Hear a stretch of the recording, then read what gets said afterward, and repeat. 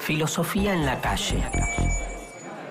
La pregunta que circula en una conversación infinita.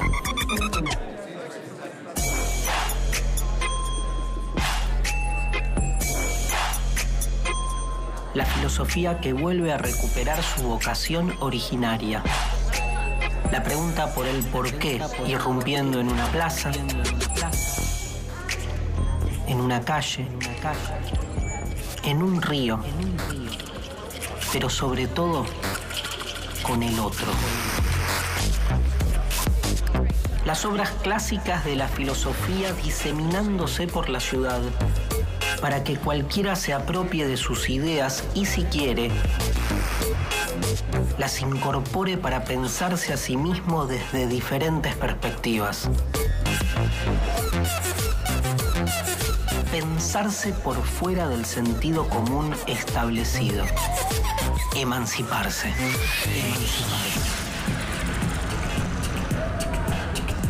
Con la revolución industrial del siglo XIX, una nueva forma de desigualdad social se impone.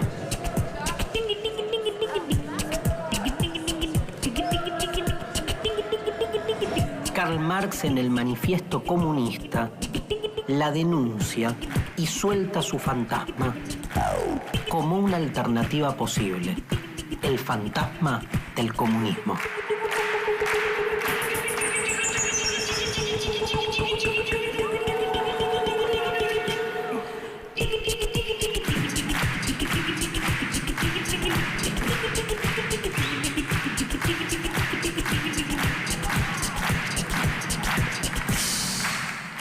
Muchas gracias.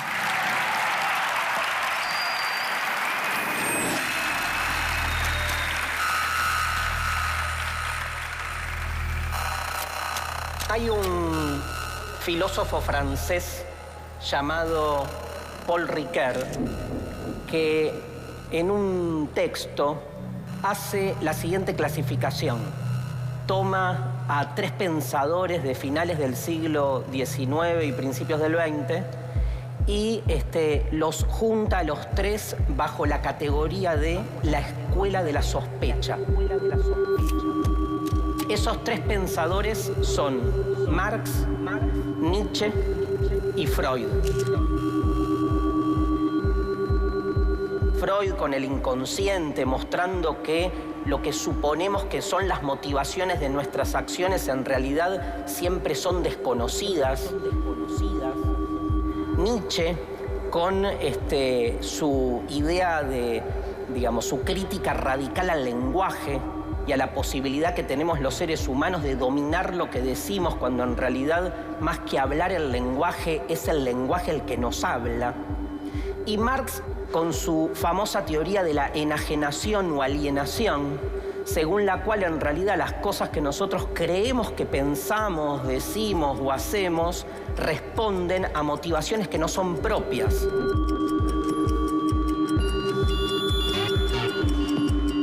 Lo que suponemos que son las motivaciones de nuestras acciones en realidad siempre son desconocidas. Esta es una decisión que tomé yo y me la banco. Más que hablar el lenguaje, es el lenguaje el que nos habla. ¿No entendés que el minuto a minuto está bajando? En realidad las cosas que nosotros creemos que pensamos, decimos o hacemos responden a motivaciones que no son propias. Encuentros increíbles en el pasillo 4.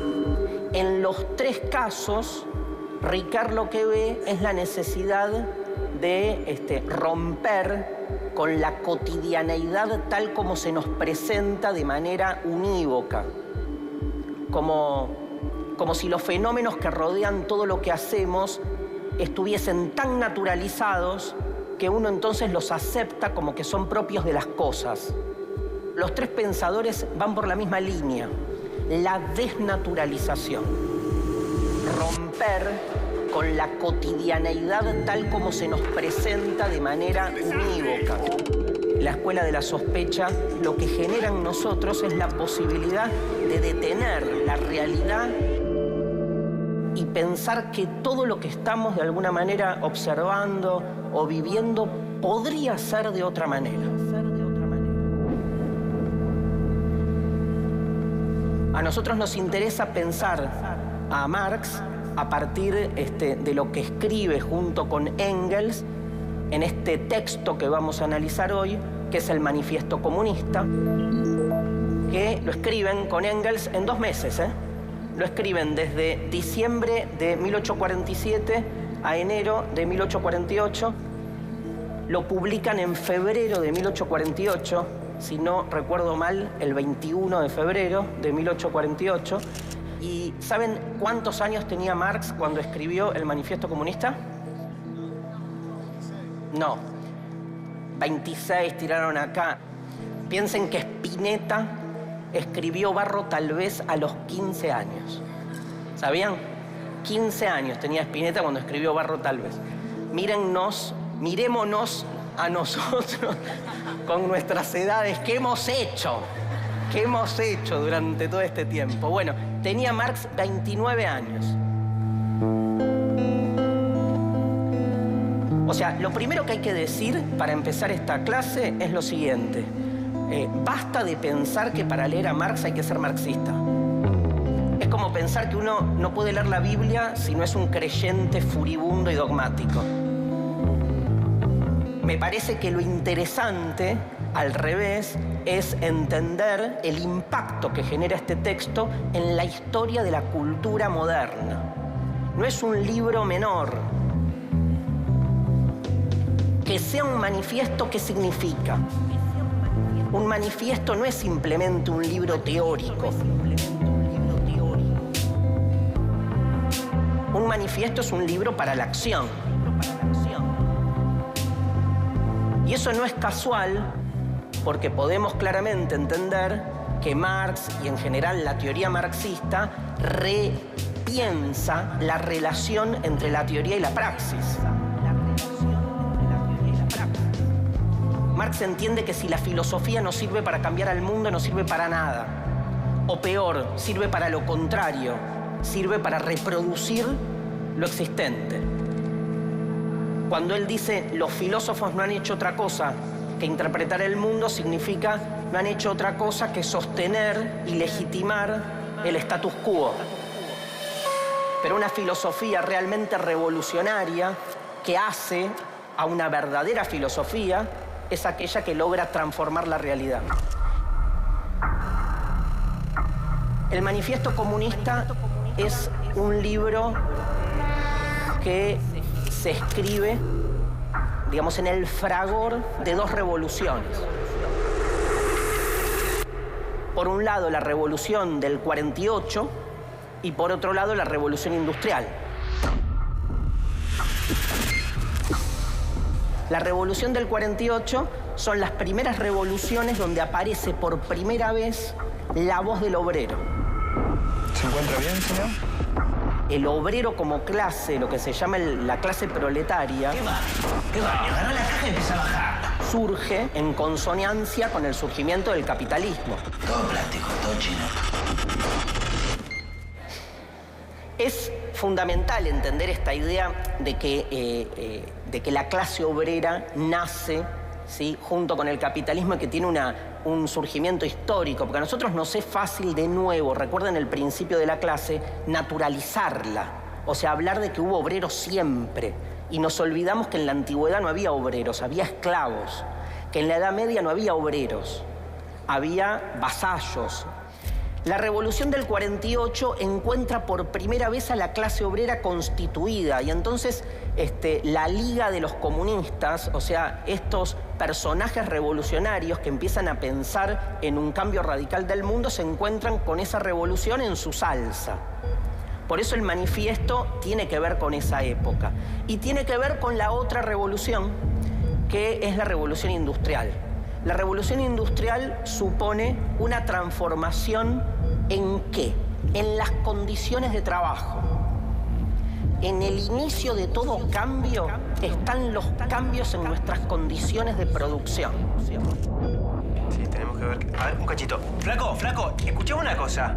¿Qué pasa que llegas tarde siempre? No es la primera vez, ¿eh? No, pero una vez, otra vez, tenés cuidado. Dale, anda a laburar. Sí, discúlpame.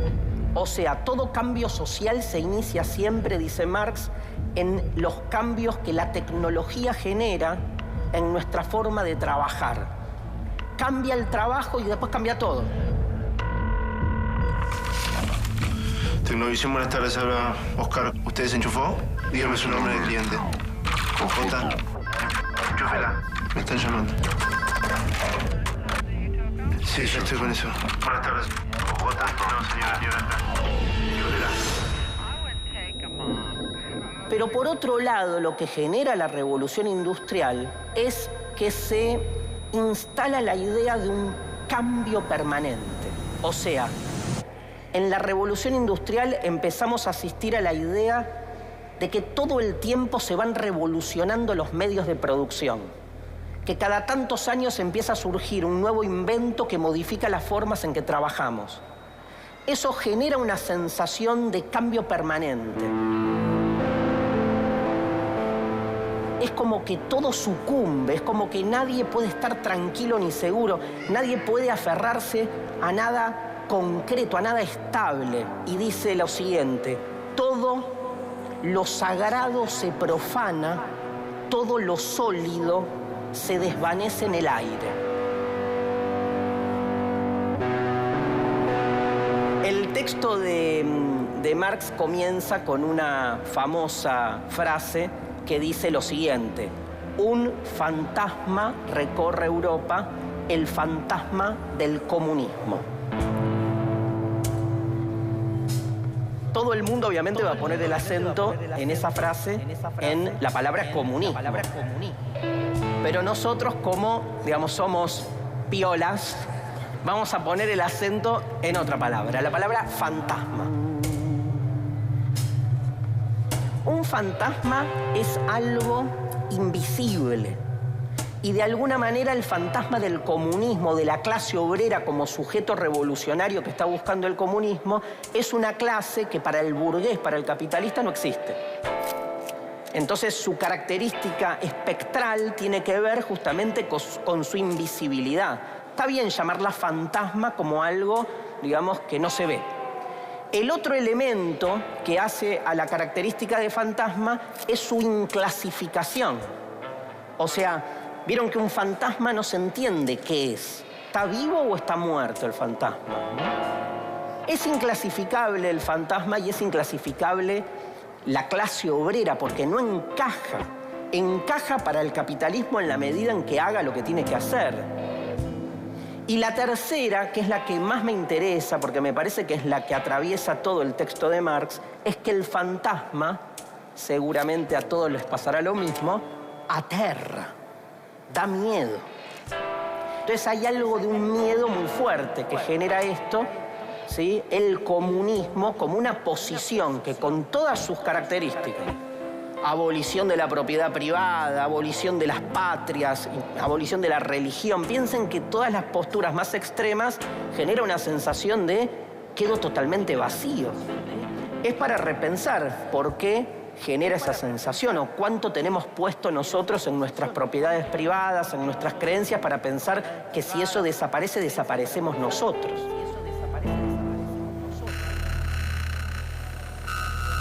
Otro tema que trabaja Marx es lo que después con el tiempo se fue llamando el materialismo histórico.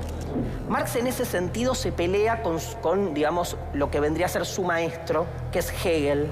Hegel pensaba que a lo largo de la historia los seres humanos nos íbamos emancipando porque íbamos progresando, siendo cada vez más conscientes de lo que somos. Y lo que hace Marx es invertir este esquema. Hay una famosa frase de Marx, hay muchas frases famosas de Marx, ¿sí? Otra de ellas que aparece en el prólogo a la contribución de la economía política, donde Marx dice: no es la conciencia la que determina su ser, sino el ser el que determina la conciencia. Para Marx, pensar es un efecto de una realidad material concreta. Marx no cree que pensando cambiamos el mundo. Marx cree que el mundo se cambia en su ser, en su materialidad, en el trabajo. la conciencia, la forma que tenemos de pensar es siempre un derivado. Creemos que cuando pensamos estamos pensando autónomamente. Marx pone el dedo en la llaga, ¿eh? Marx dice, uno piensa lo que otros necesitan que pensemos. Y lo que va a proponer, y esto es otro de los textos famosos del Manifiesto Comunista, es releer la historia no como el desarrollo, ¿sí?, del espíritu hacia la autoconciencia, sino, recordarán todos ustedes esta frase, del inicio del capítulo 1 del Manifiesto Comunista. Marx dice, la historia de la humanidad es la historia de la lucha de clases. Sin embargo, nuestra compañía tiene que pensar en optimizar los costos de producción.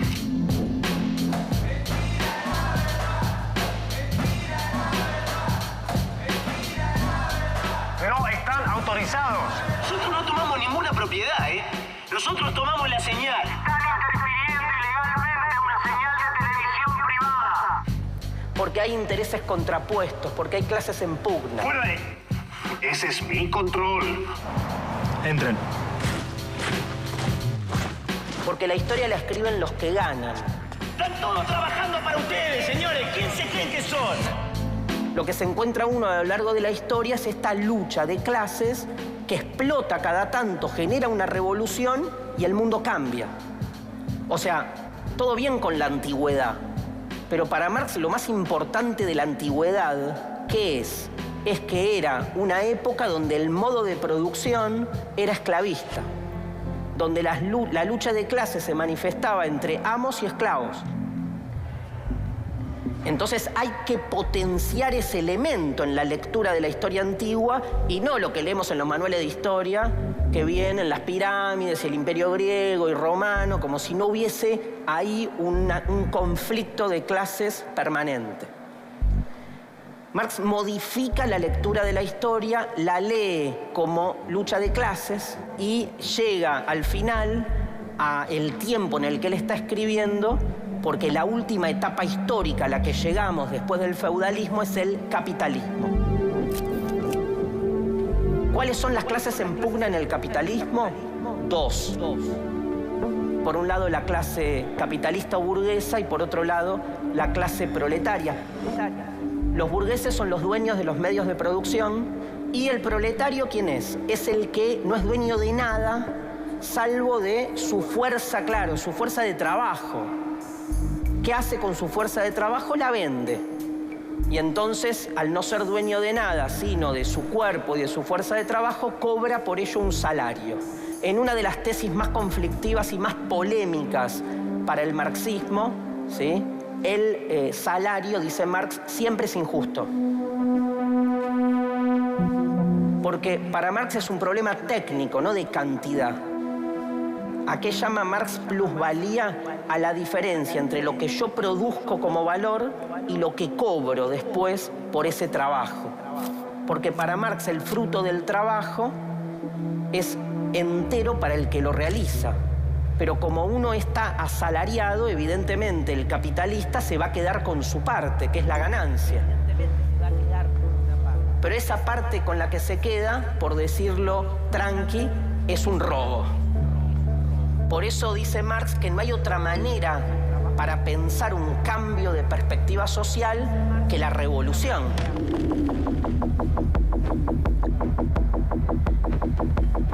Lo digo distinto. Supone una concepción filosófica de fondo muy radicalmente diferente a la que en el capitalismo se sostiene. O sea, no hay reforma posible en la alienación, porque el problema es de raíz. En los manuscritos económicos filosóficos, cuando describe lo que es la alienación es una palabra que viene de alio, que es otro. O sea, otro me constituye, me define, decide sobre mí. Estar enajenado o alienado significa que, digamos, no somos nosotros los que definimos nuestros deseos, nuestros pensamientos, nuestros sentimientos, sino que estamos repitiendo sin darnos cuenta lo que otros necesitan que seamos. Somos lo que otros necesitan que seamos. Eso es estar enajenado. La enajenación se produce sobre todo en el trabajo. Marx dice, en realidad, lo propio del trabajo es la realización vocacional del ser humano. Pero como nadie trabaja de lo que quiere, porque tenemos que trabajar haciendo cualquier cosa para sobrevivir, en el lugar donde deberíamos realizarnos vocacionalmente, que es el trabajo, en realidad nos sentimos como animales, porque no hacemos nada que nos realice en términos de humanidad, sino que estamos haciendo tareas mecánicas nada más que para cobrar un mísero salario y sobrevivir a fin de mes. Y cuando nos vamos del trabajo y llegamos a nuestras casas, y en nuestras casas solo hacemos funciones mínimas, animales, entre comillas, como comer, dormir y otras de esas cosas que hacen los seres humanos naturalmente y biológicamente en su casa, o sea, lo que compartimos como función animal, en definitiva, es lo que nos hace humanos. Para ir cerrando, Marx, en el final, lo que hace es pelearse, por decir así, contra las críticas que se le realiza al comunismo.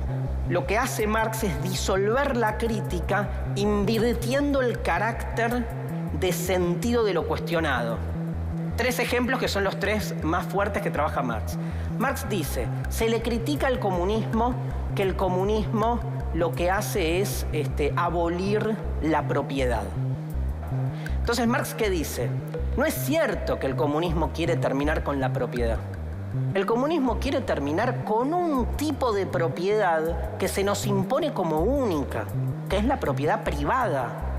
El gran éxito del capitalismo es haber instalado que propiedad es igual a propiedad privada. Hay otras formas de propiedad. Por ejemplo, la propiedad colectiva.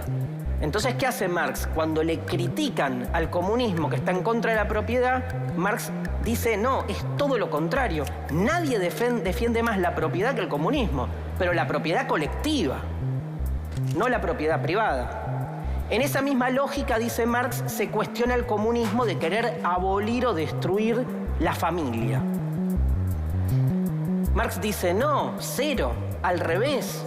Lo que hace el marxismo es denunciar que las familias que existen hoy en nuestras sociedades son familias funcionales, ¿sí?, al sistema de producción vigente. O sea, nuestras familias se han terminado convirtiendo en unidades productivas. Dice Marx, el obrero no tiene familia. Porque no es como el burgués que puede estar con su familia, trabajar con ellos, salir de paseo, formarlos. O sea, el obrero está todo el día laburando. Y cuando llega a su casa, llega muerto. Entonces hay una injusticia estructural. O sea, que no nos corran a los comunistas diciéndonos que estamos en contra de la familia. Si la clase obrera no tiene familia. Lo que queremos es recuperar justamente la familia. Piensen que en el manifiesto Marx propone la abolición del trabajo infantil, digamos, toda una serie de medidas que lo que buscan es que ese espíritu familiar exista, pero para todos. Y por último, le dicen, en tal vez una de las críticas más lacerantes, el comunismo está en contra de la patria. Y Marx dice, y así va cerrando el manifiesto, los obreros no tienen patria. La patria es una construcción, en realidad, que lo que busca es dividir a los obreros para que se peleen entre sí, constituyendo identidades parciales cuando en realidad todos los obreros del mundo padecen el mismo mal, el sometimiento. Por eso dice Marx que no puede haber una revolución real en el mundo hasta que, digamos, en todo el mundo se produzca la revolución. Por eso termina Marx con su famosa apelación que dice: proletarios del mundo, uníos. De esta manera, el manifiesto comunista comienza a circular sin los nombres de Marx y de Engels. Sepan que recién en 1872 aparece el manifiesto con algunos retoques con las firmas de Marx y Engels. Se dice que es el libro que mejor expresa el pensamiento marxista. Tiene miles de traducciones, tiene miles de versiones. Tal vez uno, como dice Hobsbawm, podría entender la historia del comunismo mundial simplemente viendo las distintas ediciones de este libro magnífico que es el Manifiesto Comunista. Muchas gracias.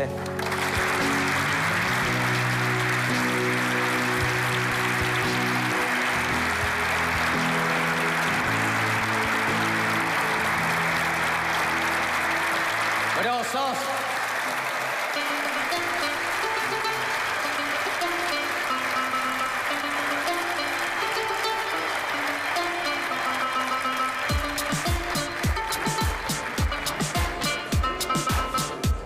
Había leído un poco el Manifiesto Comunista, conocía un poco sobre el tema de cómo Marx problematiza la historia y me pareció que la forma en que lo abordó Darío fue muy interesante para alguien que nunca ha escuchado hablar de Marx o que no ha leído su obra.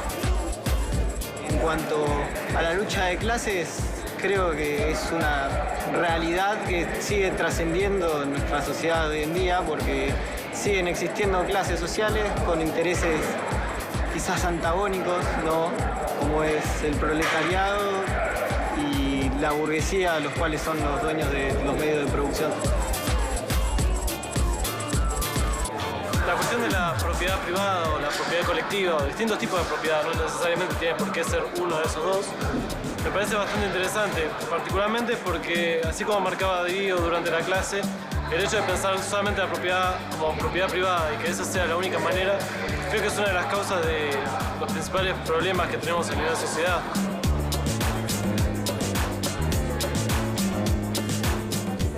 No me considero comunista y tampoco capitalista. Y considero que la revolución marxista es un gran método, pero no para esta actualidad. Para mí, todas las revoluciones deben ser culturales.